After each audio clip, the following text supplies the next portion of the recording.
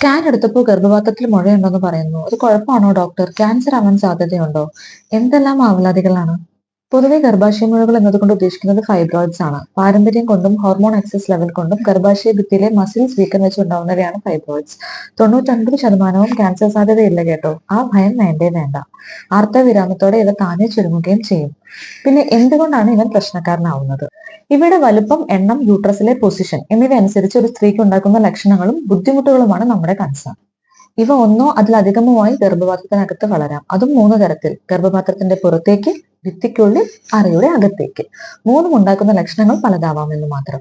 Bleeding ആണ് main issue. മുഴയുടെ എണ്ണവും വലുപ്പമൊക്കെ കൂടുന്നതനുസരിച്ച് bleeding ഏരിയയും കൂടില്ലേ? മാത്രമല്ല ഗർഭപാത്രത്തിനകത്തേക്കുള്ള വെറൈറ്റി ആണെങ്കിൽ ബ്ലീഡിംഗ് അമിതമാവാം, വിളർച്ചയ്ക്ക് കാരണമാവാം, രക്തം കയറ്റേണ്ട സാഹചര്യം വരെ ഉണ്ടാവാം. ഇനി ഭിത്തിക്കുള്ളിലെ മുഴകൾ, അവ വലുതാവുന്നതോടെ ഗർഭപാത്രത്തിന് സൈസ് കൂടുകയും മാസ് സിംറ്റംസ് ഉണ്ടാക്കുകയും ചെയ്യും. വയറിന് കട്ടി കൂടുന്ന ഫീൽ, പിന്നെ യൂട്രസിന് ചുറ്റുമുള്ള ഞരമ്പുകളും ലിഗമെന്റ്സ് ഒക്കെ സ്ട്രെച്ച് ആവുന്നത് വഴി നടുവേദന, വയറുവേദന ഒക്കെ അനുഭവപ്പെടുകയും ചെയ്യും. ഇനി പുറത്തേക്ക് തള്ളി നിൽക്കുന്ന മുഴകളാണെങ്കിൽ മൂത്രസഞ്ചി, കുടലിലൊക്കെ അമർന്ന് പ്രഷർ സിംറ്റംസ് ഉണ്ടാക്കാം. മൂത്രം പോവാൻ തടസ്സം, ഇൻഫെക്ഷൻസ്, മലബന്ധം ഒക്കെയായി പ്രസന്റ് ചെയ്യാം.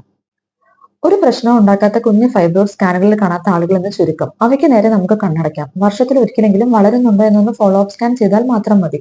അപ്പോൾ മനസ്സിലായോ? മുഴകളല്ല, അവയുണ്ടാക്കുന്ന പ്രശ്നങ്ങളാണ് ശരിക്കും പ്രശ്നം.